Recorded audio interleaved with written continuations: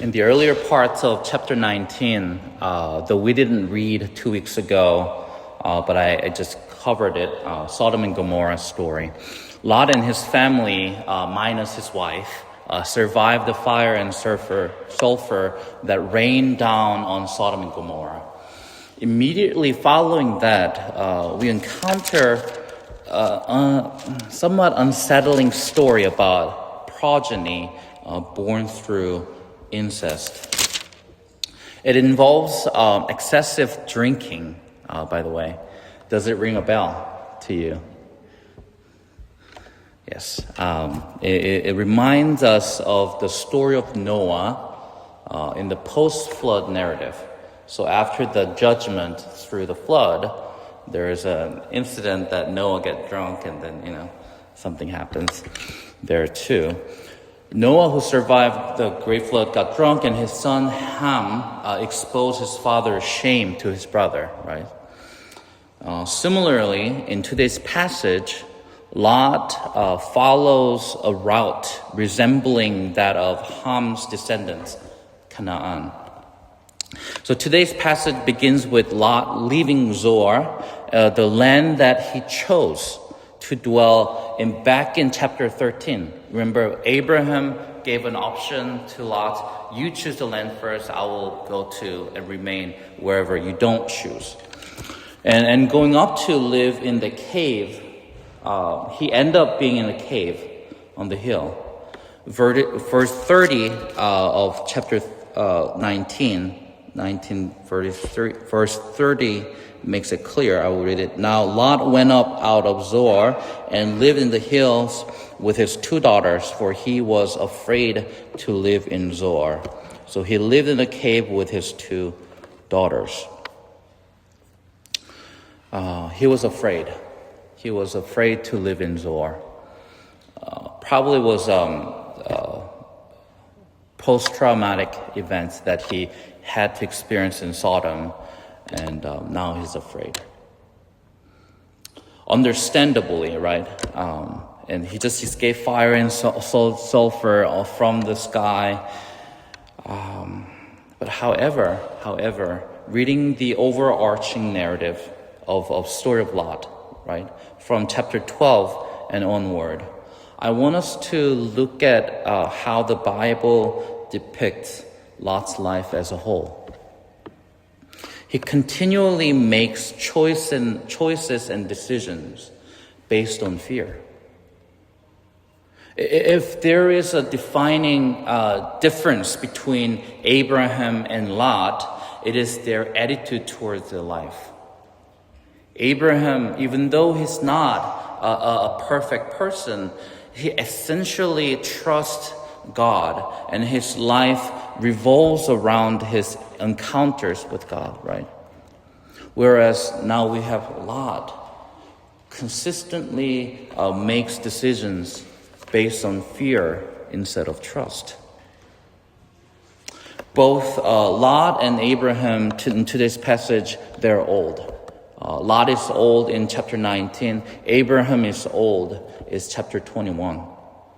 Lot, who used to look around the land vigorously like a realtor, the real estate agent, right, is now sitting in the dark cave. His 2 daughters, illegitimate the endeavors to bear children through incest, are only mentioned twice, right? Even though they bear 2 children. Notice how passive his story is. Lot is even unaware, and he's so drunk that he doesn't even know when his daughters lie down with him or when they live in the morning. In stark contrast, Sarah, in chapter 21, she bears a child and mentioned 5 times in that short passage. Sarah's giving birth to Isaac is a direct result of the Lord's visitation, like we read, and it brings also laughter, joy. Her bitter, cynical sigh has been now transformed into a joyful laughter. So I want us to pause here and ask ourselves this question. What drives your decision-making in life? In the big choices, small choices, and everything in between. Do you live, choose, act, and say by trusting God? Or are you living out of fear? If God were to look at your life today as a whole, what would he say? Will your story be depicted like Lot, lifeless and joyless, passive and unaware? Or will it be like Abraham and Sarah's, full of life, even in their failure and troubles here and there they run into, and also celebration? I want us to, my hope as a pastor of our community for us is for us to become a people who cling to God time after time rather than clinging to the world, whose ending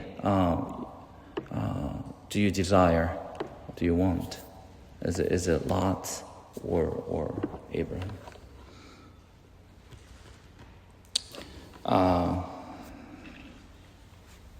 Setting those two contrasts there.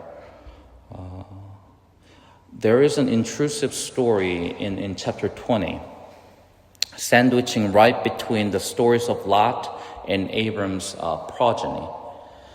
And I want to be honest with you this morning. I have been struggling with this text for a long time, over a few weeks, because it is just too difficult for me at the moment to fully understand why this story is inserted right in the middle of the birth narratives. So I will simply share what I believe the story is doing based on my current understanding. So just be aware of that and hopefully understandable. Abram is sojourning in Gerar, a land ruled by King Abimelech. And while Abraham tells people that Sarah is his sister, and hope it rings a bell again, right? Abraham did the exact same thing in Egypt back in chapter 12. He did. How did that end? The story back in chapter 12. Well, God brought a calamity upon Egypt. So Pharaoh compensated Abraham with treasures and gifts, but he asked him to leave. Today's passage, Abram is doing the same thing again, claiming Sarah is his sister. So King Abimelech sends for her and takes her, just as Pharaoh did. But what makes the story a little different is that God this time visits Abimelech. Back in chapter 12, God didn't warn Pharaoh. He just brought disaster upon Egypt. Here, God speaks directly to Abimelech in his dream to warn him. Abimelech then appeals to God in verses 4 and 5 in chapter 20, verse 4-5. Now Abimelech had not approached her, so he said, Lord, will you kill an innocent people? Did he not himself say to me, she is my sister? And she herself said, he is my brother. In the integrity of my heart and the innocence of my hands, I have done this. This is Abimelech saying. Does this appeal ring a bell to you? Lord, will you kill an innocent people? That appeal. In chapter 18, Abraham interceded for Sodom and Gomorrah, asking God to relent from destroying them if he could find even a few righteous people. What makes this situation so twisted is that Abimelech is a pagan king who does not serve God, whereas Abram, who serves God, and the whole situation happened because of Abram's lie. So Abimelech appeals to God based on his innocence, and here's God's response. Genesis 20, verse 6. Then God said to him in a dream, "Yes, I know that you have done this in the integrity of your heart, and it was I who kept you from sinning against me. Therefore, I did not let you touch her." God recognizes Abimelech's innocence. However, God also points out that it was God who prevented the king from sinning. So following this, Abimelech confronts Abraham and asks why he did this, why he lied. Abraham responds in verse 11. He says, Abraham said, "I did it because I thought there is no fear of God at all in this place, and they will kill me because of my wife." And he adds that in verse 12, that Sarah is in fact his half-sister. So Abimelech then returns Sarah along with the lavish gift to mend the relationship and publicly reassure everyone that Sarah remains untouched and she's vindicated. Not only that, in verse 17, Abraham prays for Abimelech. Healing comes to Abimelech and his household so that the women can once again bear children. It's a lot. There's a lot going on in this chapter. But I want us to look at this messy and intricate reality of life through chapter 20. So Abram lies, and Sarah is tossed around like a pawn. Not for the first time, but the second time. Abimelech is innocent. The pagan is innocent. Yet he is the one who must mend the relationship and put things right. Ironically, not Abraham. Meanwhile, Abraham, the deceptive character in this specific story, is somehow recognized as a prophet, praying for the healing of Abimelech's household so they can have children. And more ironically, this prayer for children happens to be the very prayer Abram has been desperately offering for himself for a long time. How twisted is this? There are so many moving pieces that is so hard to make this story fit into a neat, linear box for you this morning. But I want us to notice something vital in this passage. Just because Abimelech is not a follower of God does not mean he's automatically excluded from hearing God or obeying him. I know we like to label non-believers as disobedient and not listening to divine voice like we somehow automatically can do because of our status as Christians. Abram did the same. Abram assumed that because Abimelech didn't fear God, he would do wicked things. That's why he lied. But the story reveals that Abimelech actually listens to God. And God vindicated his integrity too. Don't we have people like that in our life? People who may not know the Lord, yet they live upright, innocent, and honorable lives. Don't we have those people? And compared to them, we sometimes find ourselves in Abram's shoes. We are the guilty ones. We caused the conflict. We acted out of pettiness. There have been, in my life, several occasions where my non-believing friends have challenged me to say the right things and do the right things, rather than the other way around. But you know what? We are still called to be the prophet in their lives. We're still called to pray for them and intercede for their healing. I know it's hard to accept and it doesn't make sense because we want to be perfect before becoming prophets. Does it make sense?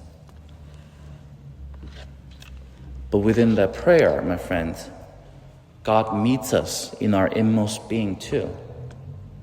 Just as Abram's prayer for Abimelech's household to bear children was the very thing Abraham had been longing for himself, God calls us to pray for other people out there and so that he can meet our own needs in that exact space in our prayer. That is what we see in chapter 21. Abraham finally has a son. Perhaps it was through this experience that Abraham truly learned how to be a blessing to the nations, even before his own promise was fulfilled, even before he became a perfect man or the model of faith for everyone on this earth.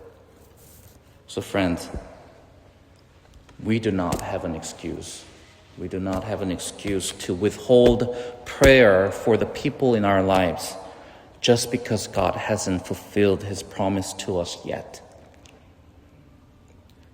Or just because we're not perfect. We don't have excuse. Our fundamental calling here on earth is simply to be a blessing to the nations before we become perfect in this world. Finally, I want us to mention Sarah.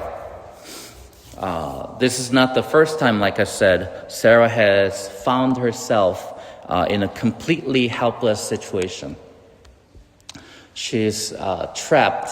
She is trapped within a patriarchal nomadic trading custom where sojourners like Abraham himself enters into a territory and offer their siblings or daughters as a currency to secure safety among the settled population, or for the sedentary population. However, God saw Sarah even in that helpless state. Yes, God prevented Abimelech from sinning, but on the other side of the coin, God did so to protect Sarah and her innocence too.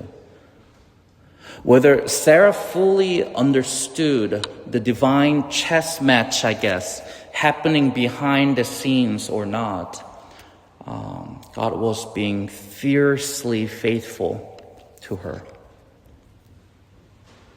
Remember the promise God gave Sarah back in chapter 18. Chapter 18, verse 14. God said, "Is anything too hard for the Lord? At the appointed time I will return to you about this time next year, and Sarah shall have a son." Back then, Sarah was cynical. She laughed. If you put yourself in Sarah's shoes and live through the events of chapter 20, if you think about it, facing jeopardy after receiving God's direct promise, that experience wouldn't exactly make it easy to believe God's words, would it? Yet God proved to be a promise keeper. God truly was faithful. He was a shield all around her, all about her, and the Almighty protector who brought Sarah safely through to the end, to the outside, to the other end of the tunnel. So today's passage ends with this declaration of Sarah. Chapter 21, verse 6. And Sarah said, God has made laughter for me. Everyone who hears will laugh over me. See, her cynical laughter was transformed into a pure joy. Perhaps many of us, friends, here today are feeling cynical and doubtful that God can change our current circumstances. But I want to encourage you through Sarah's perspective in this story. God is active and He is moving to keep His word to you. Whether we can see it or not, He's faithful today, just as He was yesterday, and He will be tomorrow. So friends, my hope for you today is that at the end of your tunnel, you will be able to say, God has made laughter for me. So look at the grand tapestry of these chapters. We see Lot sitting in the darkness of a cave, trapped by a lifetime of fear-based choices that he made. And we see Abraham messy and flawed, liar, decepting, learning what it truly means to be a blessing to others, even when his own hands are empty, when he had not his promise had not fulfilled. And we also see Sarah stepping out of a dark tunnel of vulnerability and insecurity into a bright light of a promise and be able to laugh. God did not skip over the messy chapters of their lives, and He will not skip over ours either. If you're standing in a place of fear, wondering if the broken patterns of your past will define your future, look at Sarah. If you're waiting on a promise that seems so delayed, wondering how you can possibly be a blessing to anyone else when you don't even have your promise delivered. When you feel so empty, look at Abraham. The same God who watched over Sarah in the courts of Abimelech is watching over us right now, today. The same God who prompted Abraham to pray for another family's healing is ready to meet our deepest needs as we step out into the faith realm. And our God is a promise keeper, my friends. He's working behind the scenes of our life every day, today, yesterday, and tomorrow, turning our doubts into declaration of joy, and our cynical sighs into joyful laughter. So may we reach the end of this tunnel, whatever tunnels that you're walking through, however dark it is. And may we see the faithfulness of God at the end of that tunnel. Let's pray.